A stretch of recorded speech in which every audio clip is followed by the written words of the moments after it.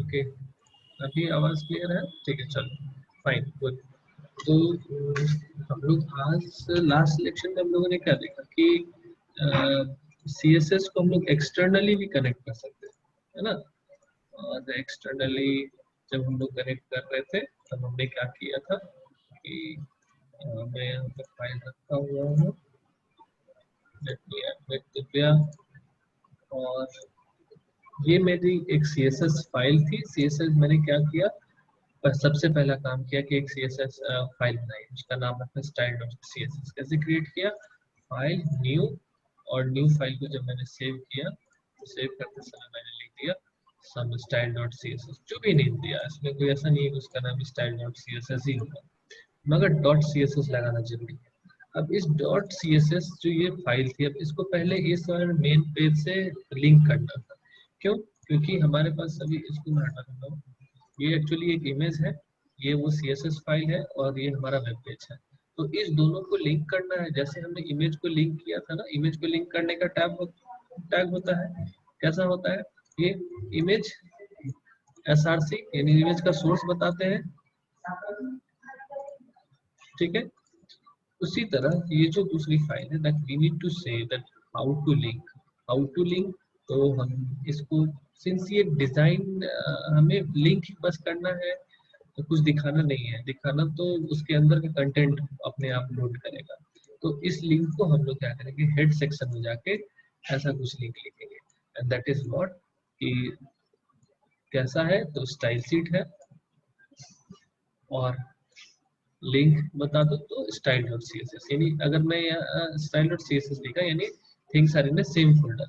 और अगर मैं यहाँ पे एक फोल्डर क्रिएट कर देता हूँ, न्यू फोल्डर, एंड इसका नाम रख देता हूँ CSS, ठीक है। अभी CSS में मैं जाके इसको रख दिया, तो ये यहाँ पे तो नहीं है, जस्ट इसके साथ में तो नहीं है, तो क्या होगा। तो अब देखते हैं हम लोग कि अभी ये, मैं इस दोनों को सेव कर देता हूँ। ओके, ये बोल रहा है कि डज नॉट एग्जिस्ट, इसको हटा लेते हैं, है ना। अभी देखते हैं कि ये रन करता है, नहीं रन कर रहा है ना, गड़बड़ हो गया। मतलब क्या, ये लिंक जो है ये काम नहीं कर रहा है, तो कहाँ चला गया, अभी जहाँ पे है वहाँ पे एक CSS नाम का फोल्डर है, उस फोल्डर के अंदर ये फाइल है। That is what we want to say, कि हमारी ये वाली जो फाइल है, जो फाइल में अभी मैं लिख रहा हूँ, ये वाली फाइल के पास एक CSS नाम की फोल्डर है, इस CSS फोल्डर के अंदर वो वाली सीट है। तो हमें जब लिंक करना था तो हमने लिख दिया CSS/style.css, ठीक है। तो ऐसा चैट है क्या, first line of heading meaning, शायद मैं इसे हटा देता हूँ, अभी इसका कोई मीनिंग नहीं है, हमें यूज भी नहीं करना, ठीक है, छोड़ो, जब यूज करना तब देखें, ठीक। तो ऐसा होने से अभी देखते हैं कि ठीक हुआ कि नहीं, आगे फिर से ठीक हो गया। सो लिंक करना हम लोग वेल एंड गुड, मेरे हिसाब से सबको समझ में आ गया है। If this is okay to all, say yes. और समा, किसका प्रॉब्लम था, जो इमेज लिंक नहीं हो रहा था, क्या आपका प्रॉब्लम सॉल्व हुआ? हाँ पूछो, क्या पूछ रहा है?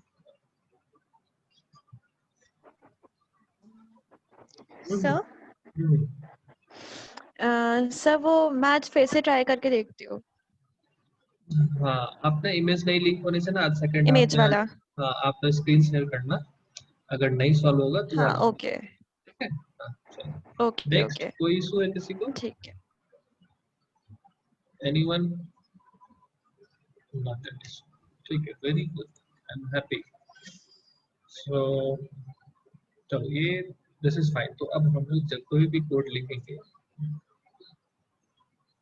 Arjun no sir meaning, Arjun I am not getting, आप बोलोगे तब तो मैं समझूंगा ना कि क्या नहीं समझ में आया।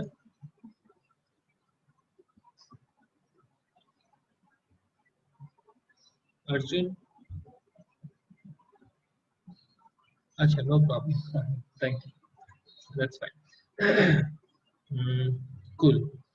सो और क्या चाहना सर, मुझे पैडिंग वाला पार्ट नहीं समझ में आया। दीपिका, पैडिंग वाला पार्ट देखो, ये एक बॉक्स है और ये दूसरा बॉक्स है ना, मेन्यू वाला जो बॉक्स है ये बॉक्स है। इस दोनों बॉक्स के बीच में अगर स्पेस चाहिए मुझे तो हम मार्जिन यूज करेंगे। लेकिन विद इन बॉक्स मतलब ये वाला टेक्स्ट है, सपोज इस टेक्स्ट को ऊपर से मुझे इसी बॉक्स के अंदर ऊपर से कितना बीच में लाना है या ऊपर रखना है। अगर बॉक्स के अंदर का स्पेस आप ऐसे सर्च करो ना, मार्जिन वर्सेस पैडिंग, बहुत अच्छा अच्छा एग्जांपल आपको मिल जाएगा। सो यू को जस्ट लुक फॉर इमेजेस। देखो सबसे पहला ही इमेजेस एक्सपायर, ये एक बॉक्स है और बॉक्स के अंदर अगर कोई हमारा दूसरा बॉक्स होगा या कुछ भी टेक्स्ट होगा या कोई भी डिवीजन होगा तो उस विद इन बॉक्स अगर हम स्पेस लेना चाहते हैं दैट इज पैडिंग, और दो बॉक्सेस के बीच की अगर हम स्पेस लेना चाहते हैं that is nothing but margin. ठीक है, ओके सर।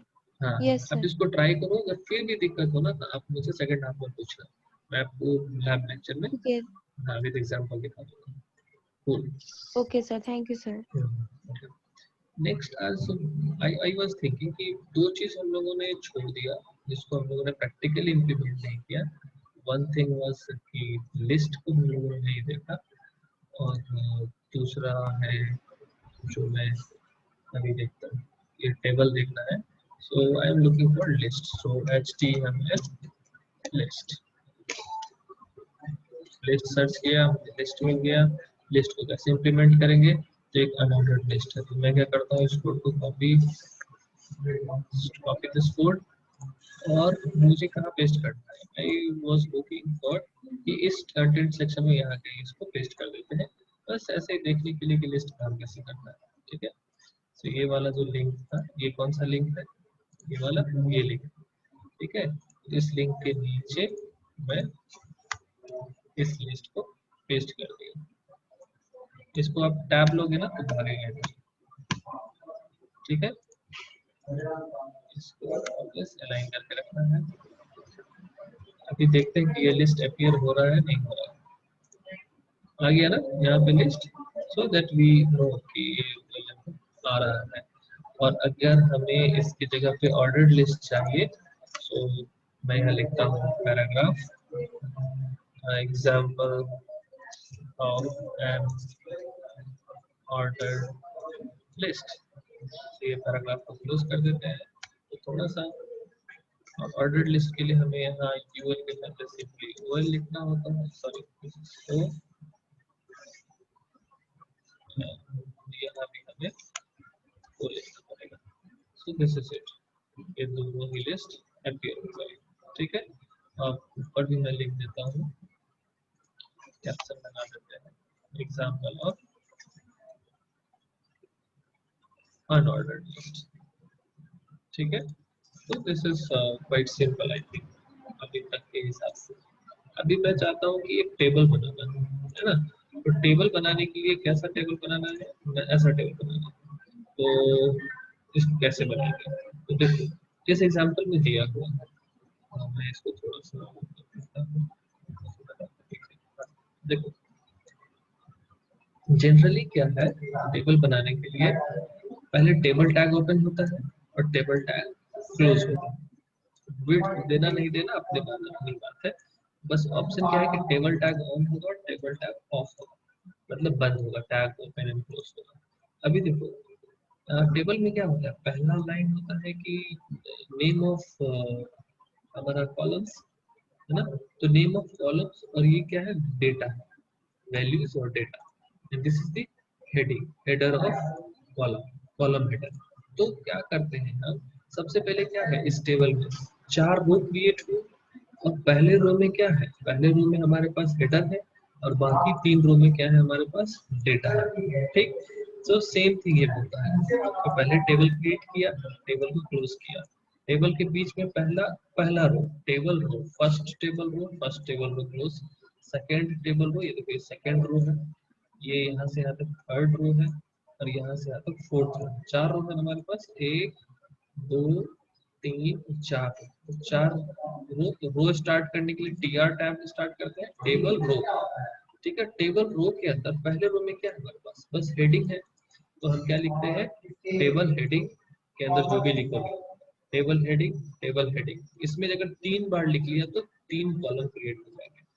अभी नीचे चल के इस तीनों हेडिंग के नीचे तीन तीन डेटा डालना पड़ेगा, तीन तीन डेटा लिखना पड़ेगा।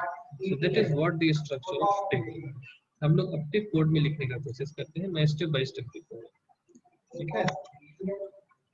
सो पैराग्राफ एग्जांपल ऑफ टेबल, ठीक है। जहां कहीं भी आपको नहीं समझ में आए तो पूछना। तो टेबल को मैंने स्टार्ट किया, और अगर स्टार्ट करूंगा तो टेबल को मुझे बंद भी करना पड़ेगा, ठीक है। अभी टेबल के अंदर हमें पहली बार क्या करना है, 4 रो क्रिएट करना है। तो टी आर और क्लोजिंग टी आर, ये 4 रो क्रिएट करनी है। तो 4 रो में क्रिएट कर लेते हैं, दूसरी रो, तीसरी रो, चौथी रो, ठीक है। सिंस इसके अंदर मुझे कुछ लिखना है तो मैं थोड़ा इसे स्पेस ले ले रहा हूँ।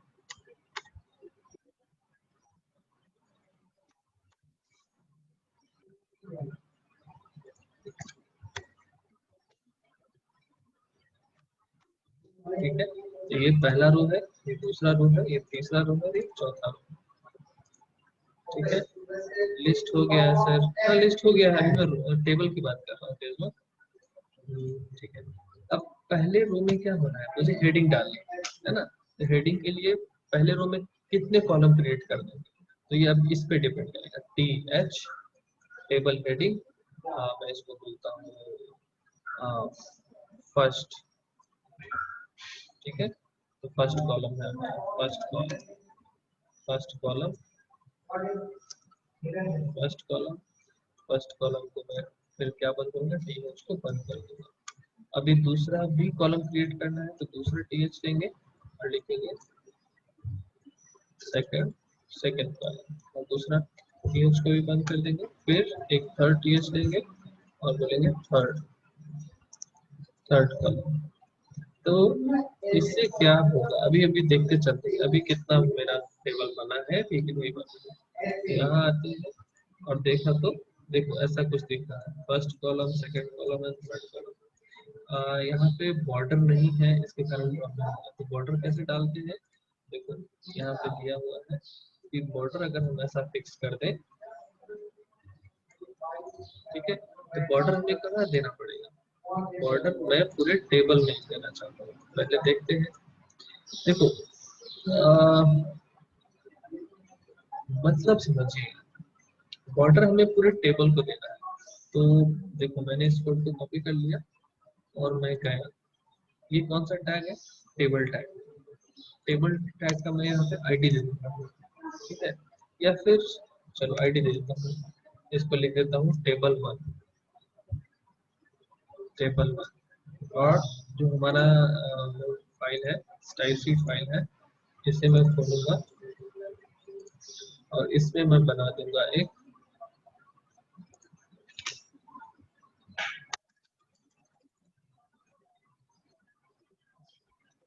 मैं बना दूंगा एक table one, sorry one, clear. अभी ओपन क्लोज दिस, तो इसमें हमने रख दिया। सो देखते हैं इससे क्या फर्क पड़ा, मैं अपने वेब पेज पे क्या फर्क पड़ा। ये वाला वेब पेज है, देखो पूरे टेबल में हमारा एक सर्कुलर आ गया है ना। अब भी लेकिन कॉलम को सेपरेशन नहीं मिला, मीनिंग कि ऐसा वाला टेबल नहीं है, बस चारों तरफ एक बाउंड्री बन गई। क्यों, क्योंकि टेबल टैब जो है, वो टेबल टैब क्या कर रहा है, टेबल कहाँ से कहाँ तक, यहाँ से लेके यहाँ तक, तो ये इसने अपने चारों तरफ ही क्रिएट किया हुआ, ठीक है। कोई ऑप्शन है क्या, अभी हमें रो तो बन गया हमारा। अभी हर रो में हमें अगर डेटा फिल करना है, तो पहला रो है, पहला रो में तो हमें हेडर डालना था, दूसरे रो में हमें क्या करना है, डेटा फिल करना है। डेटा फिल करने के लिए क्या टैग है, टीडी, बहुत ही सिंपल है, याद रखना भी आसान है, टीडी ओपन टीडी क्लोज। तो टीडी ओपन टीडी क्लोज में हम जो भी रखते चलेंगे, हमें 3 रो क्रिएट करने हैं यहाँ पे, ये वन, ये टू, ये थ्री रखा। सो देखते हैं क्या है वेब पेज में, है ना। पहले रो में तीनों तीनों कॉलम में वैल्यू फिल हो गई। अभी अगर इस कोड को कॉपी करें और दूसरे रो में जाके पेस्ट कर देते हैं, तो यहाँ लिख देते हैं 4 5 6। सो अभी क्या होना चाहिए, दूसरा रो भी आ जाना चाहिए, दूसरा रो भी आ गया। सो लाइकवाइज हम और भी तीसरा भी रो फिक्स कर सकते हैं, and we could write here 7 8 and 9। तो ऐसा होने से हमारा ये भी आ जाएगा, एक टेबल बनना हो गया। बट प्रॉब्लम क्या है कि अपने पास इधर एक, मैं चाहता हूँ कि पहले हर रो के बाद एक या हर रो में ऐसा बॉर्डर, ठीक है। तो या तो मैं हर रो पे, यहाँ पे हर रो में जाके पहला काम कर देता हूँ, आईडी इक्वल टू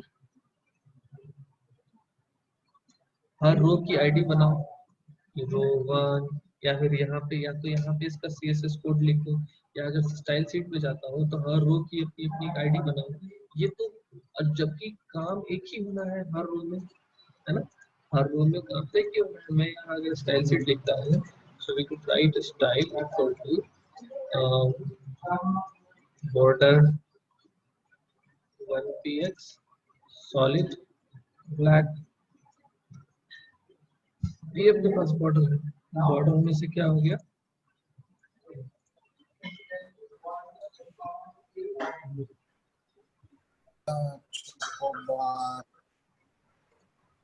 एक मिनट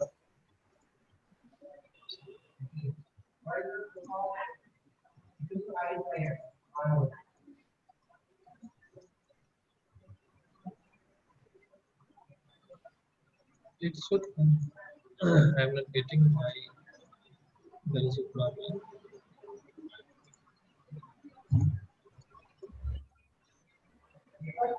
Okay, कैडबरी की चोकोबार कौन सी, नॉर्मल वाली? ना गोल गोल जो है चॉकलेट में 300 रुपए की 10 let me check हाँ, something. Just turn off your mic. मेरे को तो नहीं मिल रहा, बता एक मिनट, भेज मेरे को। Slok Sharma, I just have to, ठीक है, sorry, I have to check out why that is not appearing। लेकिन जब अब हम देख रहे हैं कि अगर पहले टेबल हेडिंग में हमने ये लगाया तो ये आ गया। अब हमें क्या करना, दिक्कत हमारे साथ क्या है कि मुझे हर किसी में जाके इसको सेम कोड को लिखना होगा, और द मोमेंट देखो एक ही कोड को हमें क्या पढ़ना पड़ा, हर हेडिंग में जाके लिखना पड़ा। इससे डिफरेंस क्या आया कि इसमें सब में तो बॉर्डर समझे, लेकिन प्रॉब्लम हमारे साथ क्या नई जनरेट हो गई कि इतना कॉपीइंग कैसे पॉसिबल, इतना सारा कॉपीइंग कैसे पॉसिबल है। दूसरी बात कि अगर एक जगह मुझे कलर चेंज करना है तो फिर सब जगह जाके उस कलर की वैल्यू चेंज करनी होगी, तो इसका कोई ग्रैंड सॉल्यूशन निकालना पड़ेगा, है ना। तो इस केसेस में हम लोग क्या करते हैं, इस CSS का क्लास डिक बनाते हैं। अभी जैसे हमने यहाँ पे ये क्या था, एक आईडी थी, फिक्स कर दिया। तो आईडी जब हैश लगाते हैं पीछे, तो जिसका नाम मेन्यू होगा वहां पे ये इम्प्लीमेंट होगा, है ना। अब भी जिसका नाम मेन्यू होगा, यानी जब हमने यहाँ पे टेबल लिखा तो टेबल 1 किसका नाम है, जिस टैग का भी आईडी का नेम टेबल 1 होगा वहां ये इम्प्लीमेंट हो जाएगा, ये कोड रन करेगा उस टैग के अंदर। लेकिन अगर मुझे एक ही चीज को बार बार सब जगह चलाना, मतलब यही एक कोड है मेरे पास, सेम एक कोड है, इस कोड को यहाँ यहाँ यहाँ सब जगह इम्प्लीमेंट करना है, तो इसकी आईडी इसकी आईडी इसकी आईडी सब तो डिफरेंट होगी। पहला तो यही ऑप्शन हो सकता है कि वी कुड से हम कुछ ऐसा करते हैं, चलो देखते हैं इसका सॉल्यूशन। हम लोग कुछ ऐसा निकालते हैं कि हैश मान के चलते हैं हेडर, नहीं टेबल हेड,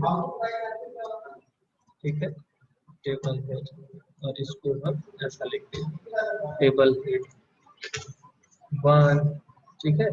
तो यहाँ पे इसकी आईडी डाल देते हैं table head ID equal to table head one, ठीक है। ऐसा डालने से देखते हैं कि इसका चॉइस तो नहीं हो रहा है, पहली बार कंफर्म करते हैं थिंग्स इज वर्किंग, जैसा था वैसा ही काम कर रहा है। अब इस सब को हटा देते हैं यहाँ से और इसके बदले क्या लगा देते हैं, सबकी एक आईडी दे देते हैं। देखो इसमें इसको मैं भी इम्प्रूव करूंगा अगर टाइम रहा तो, और सबको एक नई नई आईडी दे देता हूँ।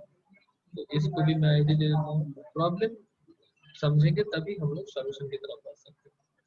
तो देखो इसको मैं बोल देता हूँ 2, इसको बोल देता हूँ 3, ठीक है। तो 3 डिफरेंट आईडीज डिफाइन कर दिया। यहाँ पे जाके पहली आईडी का तो के लिए CSS डिफाइन किया हुआ है, तो बस पहला वाला ही दिखाएगा, बाकी दोनों का नहीं दिखाएगा। क्यों?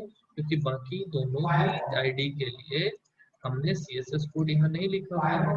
तो चेक कर लेते हैं कि ऐसा सही है क्या? सही है, इसके लिए नहीं दिखा रहा है। कैसे दिखाएगा? बाकी दोनों के लिए भी अगर हम CSS कोड लिख दे तो यहाँ पे चेंज कर दे, this is 2 and this is nothing but 3। तो ऐसा होने से ये वाला जो हमारा क्वेश्चन था ये तीनों ही में बॉर्डर लग जाएगा। तो आ गया। लेकिन दिक्कत क्या हो रही है, प्रॉब्लम क्या है कि एक ही कोड को बार बार सब जगह लिखना है ना। तो इससे अच्छा क्या हो सकता है कि एक हम कॉमन जगह पे सब कुछ को रखते, इतना सारा हम क्रिएट करते, एक सिंगल क्रिएट करें और इसी सिंगल नेम्स को अगर हम सब जगह यूज कर सके, इस सिंगल नेम को जहां भी ये वाला कोड रन करना हो वहां हम इस नेम को यूज कर ले तो हो जाना चाहिए। इसके लिए सबसे पहले अगर कोई कोड को कॉमन करना है तो हैश को हटा के डॉट लिखना होगा।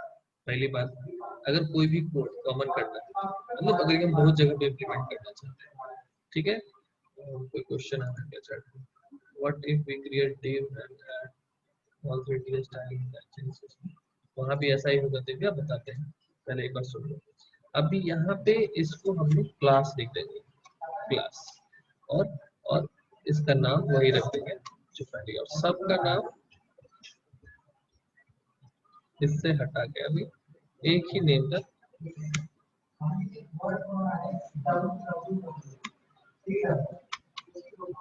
क्या हो गया, एक ही नेम था। सिंगल नेम में जो भी कोड है वो सब जगह लगना चाहिए। आइडियली इट शुड हैपन, नहीं होगा तो क्या होगा ये भी हम कह सकते हैं। तो कुछ चीज नहीं हुआ, यानी एवरीथिंग इज वर्किंग। अब नॉन वर्किंग के केस देख लो, अगर मैं इसको यहाँ से हटा देता हूँ तो देखो थर्ड वाले में नहीं काम कर रहा है। और फिर से मैं इसे पेस्ट कर देता हूँ, बैक टू वर्क। यानी अगर एक ही काम को रिपीट करना है, एक ही कोड को रिपीट करना है, CSS कोड को कहीं रिपीट करना है, तो इस टाइप का यूज करते हैं। और ये इसका सबसे ज्यादा यूज यहाँ पे है, पता है, जब हम लोग मेन्यू बनाएंगे। मेन्यू में आप गौर करो कि सब कुछ कॉमन होता है, डिजाइन ऑलमोस्ट कॉमन होता है, स्पेसिंग ऑलमोस्ट कॉमन होता है, सब कुछ कॉमन होता है। मैं अगर एक वर्टिकल मेन्यू का एग्जांपल देखो, ठीक है, अगर मैं कोई वर्टिकल मेन्यू देखता है तो लेट अस सी, कोई सा भी देखो, whether this और this, तो ध्यान से देखो सबका नॉर्मल बैकग्राउंड कलर सेम, और इस पे होवर करता है तो किसी पे भी होवर करेंगे तो सेम चीज खुलेगा। तो इसकी डिजाइनिंग जो है, सबका विड्थ सेम है, सबका कलर सेम है, सबका बैकग्राउंड कलर सेम है, तो जनरल डिजाइनिंग जो है वो सब में कॉमन है। तो इस कॉमन कोड को हम लोग इसी तरह से लिखते हैं। क्या करेंगे, फिर से मैं रिपीट कर रहा हूँ, कॉमन कोड अगर कहीं भी यूज करना होगा ये, तो पहले तो उस CSS कोड के पहले हैश हटा के डॉट लगाएंगे, उसके अंदर आप जो भी कोड लिखना है वो कोड लिख देंगे। फिर इस नेम को अब आईडी की तरह नहीं, अब क्लास की तरह यूज करेंगे, क्लास इक्वल्स टू दिस, यानी this belongs to same class.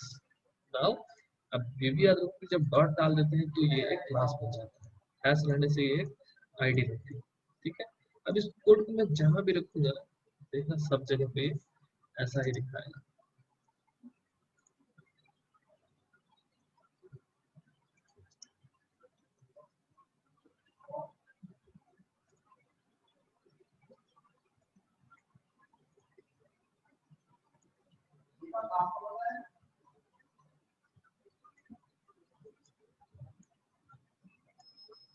देखो ये दोनों में दिखाने लग गया ना, तो अब ये बहुत जेनरिक कोड मेरे पास बन गया। अब इसको मैं जहाँ जहाँ भी कॉपी कर दूंगा, सब जगह पे दिखाने लगेगा। ठीक है, getting my point everyone? Any question ask me.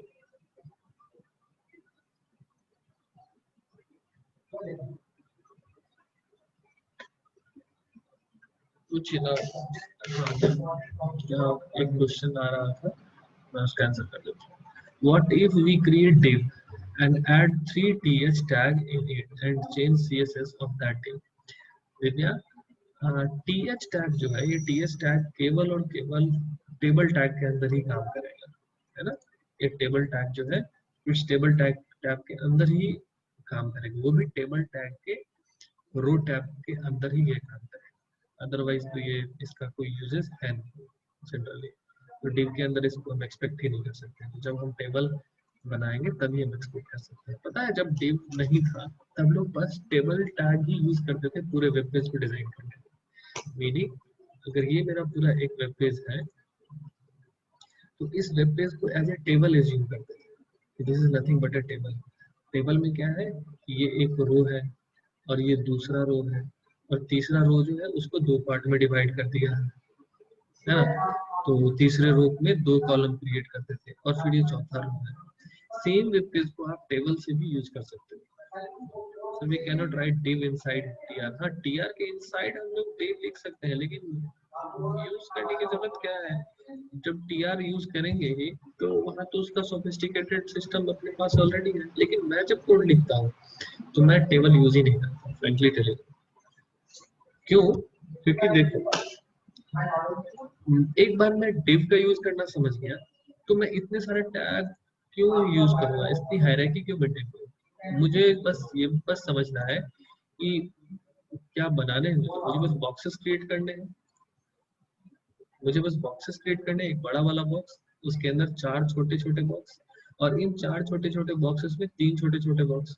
तो then I write template and then I copy paste it so many times और मेरा टिप बनता जाता है और हर टिप को मैं एक क्लास दे देता हूँ और एक ही कोड सब पे इम्प्लीमेंट हो जाता है।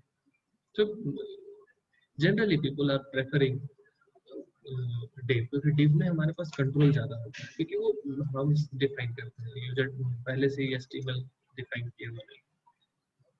th और td में क्या डिफरेंस है? th जब लिखेंगे तो ये हेडिंग बनता है और td लिखेंगे तो ये डेटा फील्ड होता है, हेडिंग ऑटोमेटिकली बोल्ड होता है। मैं बता दूं आपको कि th का जो सिस्टम है ये बहुत पुराना है। इट मींस कि जब HTML पे ही कोडिंग होती थी, CSS एंड ऑल नहीं था, तब टेबल यूज होता था।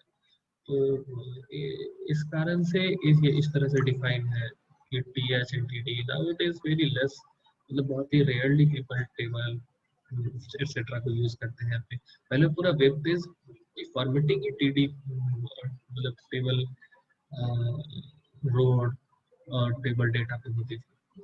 अब div का कॉन्सेप्ट यूज होता है। ठीक है, एनीथिंग एल्स? दिव्या, आपके क्वेश्चन का आंसर मिल गया ना? मतलब मेरा ये कहना है कि वन लाइन आंसर दैट जब div के अंदर tr लिखेंगे कोई मतलब बनता नहीं है ना? हाँ, मतलब जो यूज हो तब ना कुछ करें। ऐसे तो आप बहुत सारा एक्सपेरिमेंट कर सकते हो, लेकिन यूजफुल कुछ नहीं हो रहा है सर। सो ये सेम टेबल div से भी क्रिएट कर सकते हैं? हाँ, सेम कर सकते हैं, इसमें बताने वाली क्या बात है? एक बार तो मैंने div को बता दिया। प्रैक्टिस। मैं पीपीटी में आपको बताता हूँ, ठीक है, कि कैसा होगा आपका, क्या करना क्या है आपको, ये मैं बता देता हूँ।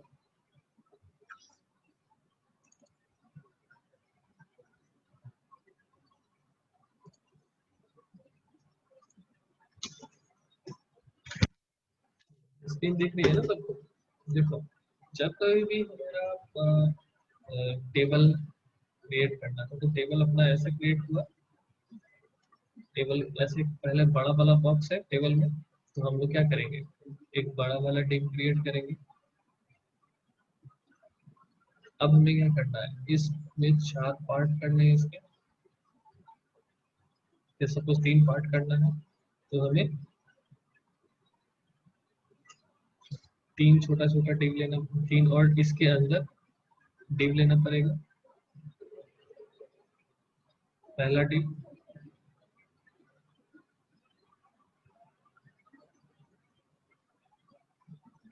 दूसरा डिव,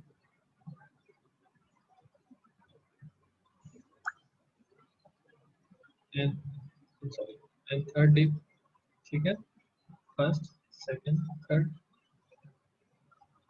ठीक, अब इस डिव के अंदर मुझे क्या करना है, मुझे 2 पार्ट करने हैं, इसके अंदर भी मुझे 2 पार्ट करना है, इसके अंदर भी मुझे 2 पार्ट करना है। सो क्या हो गया, इस ये जो एक बड़ा वाला डिव था, इस डिव में कितने अब डिव बन गए, एक पहला डिव, दूसरा डिव और तीसरा डिव, यानी इसके अंदर हमें 3 डिव क्रिएट करने होंगे। सॉरी,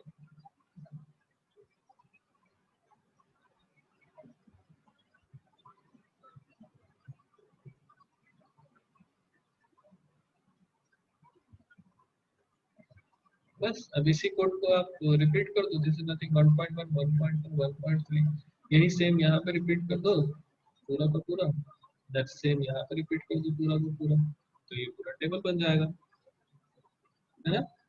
सो अभी क्या पूछ रहे हैं, Hussain, that you said earlier that you will teach us how to add a logo in Extremlet or ठीक है हुसैन, बताएंगे, एकदम बताएंगे, वन बाय वन वो मैं बता दूंगा, that is not a big deal. अब इतने ही 40 मिनट का लेक्चर है ना, इतने में सब कुछ करना है। ठीक है, तो नेक्स्ट क्लास में बता देंगे, जैसे जैसे मैं एसेंशियल चीजें समझ रहा हूँ कि कुछ एसेंशियल चीजें हैं जो फीचर्स है। आप इमेज ऐड करना जानते हैं तो आप ऊपर वाले लेफ्ट सेक्शन में क्या करो, मैं आपको छोटी सी हेल्प कर देता हूँ। से मैं हिंट दे रहा, ये वाला जो हेडर सेक्शन है, हेडर सेक्शन में क्या करो, इसको पहले 2 डिव में ब्रेक कर दो। ठीक है, तो ये वाला जो कोड है हमारा हेडर वाला, कहाँ गया, हेडर है ना, इसमें पहले 2 डिव बना दो, एक डिव में इसको रख दो, इसके अंदर आप 2 डिव बना दो,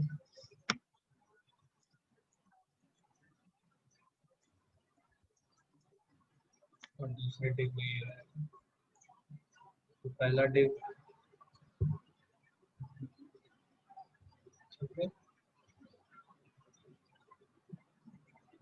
ओके है ना। अभी 2 डिव बना दिया मैंने, अभी इस डिव में आप पहले इमेज को डालो, तो मैं अगर अभी ये वाली इमेज को यहाँ से कॉपी पेस्ट करूँ तो बहुत ही वेग सा आएगा, अजीब सा, लेकिन आ तो जाएगा।